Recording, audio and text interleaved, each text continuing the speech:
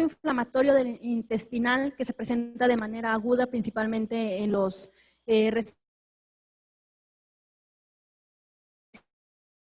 nacidos de término, pero se basa en que hay una necrosis isquémica de la mucosa gastrointestinal con hipercrecimiento bacteriano. Esto nos va a originar una respuesta inflamatoria sistémica. Muy probablemente la inflamación puede ser primero local. Después, si sigue avanzando la patología, se convierte en sistémica, originando una peritonitis o perforación inclusive. Y los neonatos de bajo riesgo son los que tienen mayor riesgo de padecerlo. No avanzo.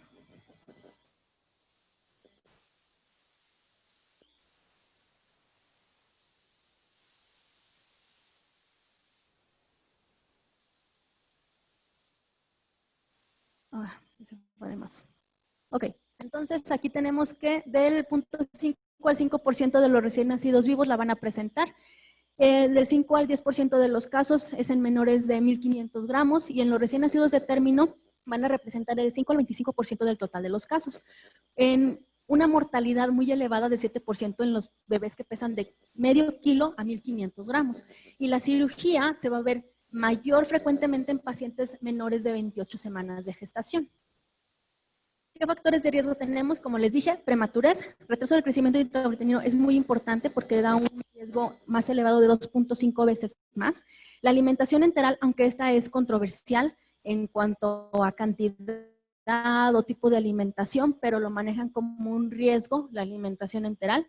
Un bebé que no está comiendo, pues obvio no puede presentar enterocolitis. Asfixia perinatal, persistencia de conducto arterioso, un paciente con hipotensión arterial, el uso de indometacina e ibuprofeno, así como el uso de bloqueadores de receptores H2, transfusiones y cateterización de los vasos umbilicales. También es importante una infección previa a nuestro paciente. Un paciente prematuro que tuvo sepsis temprana, pues a los 15 días perfectamente puede tener una enterocolitis en su cuadro evolutivo. Y refiere que puede ser, por ejemplo, secundaria o una inmadurez de la motilidad intestinal. Aquí tenemos muy en cuenta ya nuevas teorías, factores genéticos, porque unos niños, aunque pesen muy poco, no lo presentan y otros sí. Pues bueno, dicen que puede haber mutaciones génicas, factor de necrosis tumoral alfa, NOD2, receptores de la interleucina 4, pérdida del gen del crecimiento epidérmico HBGF, polimorfismos de receptores TOL-like o variaciones de factor nuclear kappa beta 1, beta 1A, nos pueden originar una mayor predisposición a la enterocolitis necrosante. Es que necrotizante luego lo usamos como muy genérico, pero siempre mis maestros así de, no, eso lo utilizan los gringos, nosotros somos necrosante. La patogenia va básicamente en que tenemos una circulación mesentérica inmadura en el recién nacido, disminución de producción de óxido nítrico, aumento de endotelinas y, por ejemplo, si hubo antecedente de hipoxia. Así como tenemos acá la infección previa, el uso de antibióticos, de inhibidores de acidez gástrica y la alimentación enteral, con una alteración en la microbiota del recién nacido en sí, van a originar una respuesta aumentada del sistema inmune, una sobrereacción de las células epiteliales del intestino inmaduro y va a haber activación de los receptores TOL-like, aquí TLR2 para gram positivos y el R4 para gram negativos. Todo esto nos va a originar un daño epitelial, migración y traslocación bacteriana, y esta es básicamente la patogenia de la enterocolitis, con sus factores predisponentes. Va a haber entrada de lipopolisacáridos y gran cantidad de bacterias en la submucosa, así como va a haber una mediación proinflamatoria muy importante. El diagnóstico básicamente es por clínica. ¿Qué va a pasar con este niño? Va a ser un niño que probablemente estaba comiendo la cantidad que ustedes quieran, no es forzosa una cantidad específica de vía oral, pero va a haber retraso en el vaciado gástrico. ¿Qué va a suceder?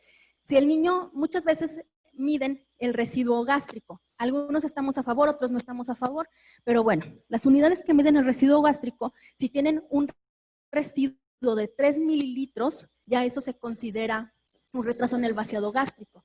Restos biliares en el mismo lavado, o si hay distensión abdominal o sangre en heces, pues ya te está hablando de una posibilidad muy grande, si no es que ya una enterocolitis en sí. Los signos sistémicos, en el que puede haber datos como de sepsis, el niño puede empezar con apneas, alteraciones hemodinámicas como el llenado capilar retardado y cambios en la coloración de piel.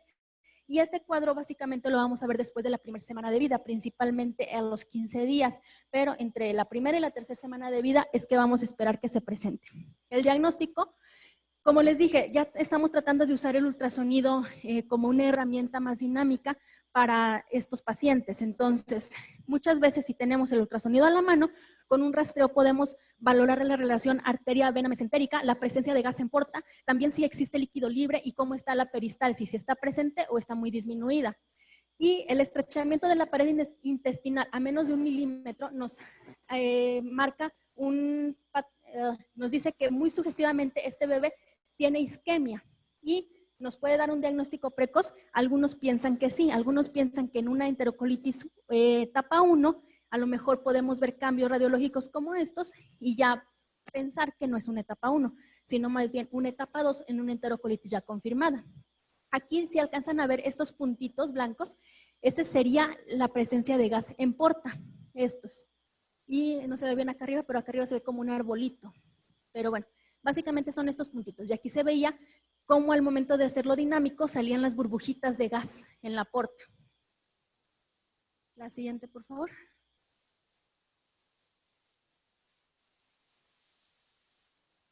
Tiene una sensibilidad del 82% y especificidad del 96%, por eso es muy bueno. Sin embargo, como no todas las unidades vamos a contar con ultrasonido al pie de cama, pues tenemos la opción de siempre, la radiografía, que sigue siendo una muy buena herramienta, en la que vamos a ver distensión intestinal por aire, vamos a ver la neumatosis intestinal muy marcada, que sería básicamente aquí, es lo que veríamos. El asa fija, por ejemplo, acá de este lado, en esta que sigue se ve un poquito mejor el asa fija. Esta sería, veríamos en una radiografía y en otra subsecuente a las 2 horas o a las 8 horas, esta misma asa de la misma manera. A lo mejor hubo movilidad en las demás, pero esta se mantiene siempre del mismo calibre, en la misma posición. Esa sería una asa fija. En otras puede haber desaparición del aire intestinal, ascitis o como tal ya edema de pared intestinal. Y en los casos más severos de una perforación veríamos el aire intraabdominal. Se clasifica básicamente por los criterios de Bell. Tenemos en la que la 1 es sospecha nada más, en la que puede haber signos sistémicos leves. En los intestinales también nada más puede haber una distensión, algo de restos gástricos. Y en la radiografía puede ser normal con o sin algún signo específico.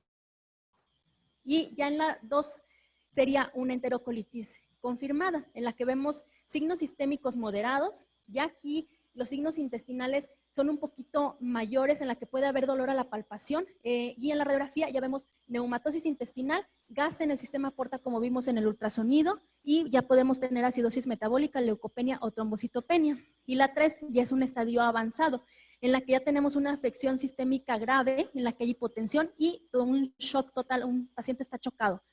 Signos de peritonitis, neumoperitoneo en la radiografía, y en cuanto a las alteraciones en laboratorios, acidosis metabólica, respiratoria, leucopenia, elevación de PCR, coagulación intravascular diseminada. Actualmente también usamos los criterios modificados de Bell, que son los que nada más nos agregaron a cada etapa, nos agregaron una letra A y una letra B. Básicamente la 1, tanto en la 1A como en la 1B sigue siendo sospecha, solamente que en la 1B hay rectorragia macroscópica. En la 2A, en la que ya sigue siendo, 2A y 2B sigue siendo una enterocolitis confirmada. Sin embargo, aquí vemos ya la ausencia de ruidos hidroaéreos y la neumatosis, y acá puede haber ya portograma aéreo con o sin ascitis, y la acidosis está presente. En la 3A, aquí ya es una enterocolitis avanzada, solo que en la A solamente tenemos peritonitis, neutropenia, y en la 3B básicamente ya es un neumoperitoneo, ya es una perforación intestinal. Esas son las diferencias como nos los hacen ahora. Y pues bueno, esta es una relación entre el estadio, los estadios, lo que vamos a encontrar en la radiografía, lo que vamos a poder ver a lo mejor en ultrasonido y el tratamiento. Tenemos un estadio 1, que es una sospecha, nada más va a haber engrosamiento de la pared, puede haber disminución de la motilidad, ya va a haber un poquito hacia el final algo de dilatación, puede haber ascitis simple o más avanzada neumatosis focal, y hacia el final vamos a ver ya gas portal. Aquí puede haber hiperemia e inflamación intestinal, y el tratamiento es básicamente conservador. En una etapa 2, en un estadio 2, ya es una confirmada. Aquí no vamos a tener engrosamiento de la pared intestinal, como era acá. Aquí va a haber un adelgazamiento, que era lo que les decía. Si mide menos de 1 milímetro, pues entonces ya nos está hablando de un grado mayor de inflamación y de isquemia. Aquí vamos a ver el asa fija en la radiografía, perdón, están las radiografías. El asa fija en la radiografía, la neumatosis difusa. Aquí ya en toda esta etapa va a haber gas portal y ya tenemos datos de isquemia. Aquí ya se le está comentando a cirugía el caso, ya no nada más le damos un manejo conservador, sino damos un manejo en conjunto con cirugía. En la etapa 3 ya es una perforación, básicamente peritonitis o perforado del paciente. Vemos colecciones, neumoperitoneo, gas portal, necrosis y ya hay indicación de manejo quirúrgico. Aquí ya el cirujano está haciendo derivación del paciente. Tratamiento probióticos. Se ha visto que disminuye la mortalidad en los menores de 34 semanas o en los menores de 1.500 gramos. Antibióticos con cobertura a gram negativos, bacillus gram negativos, inmunoglobulinas, estas no han demostrado ningún beneficio. En general, es conservador el tratamiento. El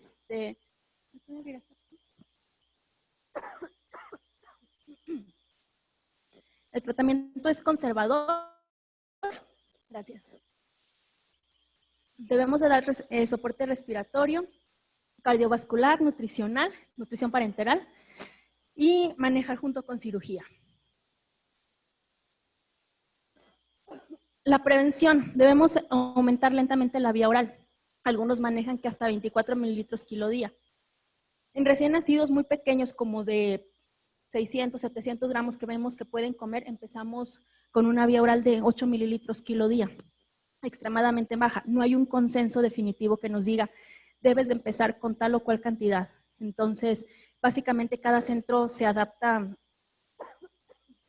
al tipo de pacientes que tiene y a su experiencia en el manejo de los mismos.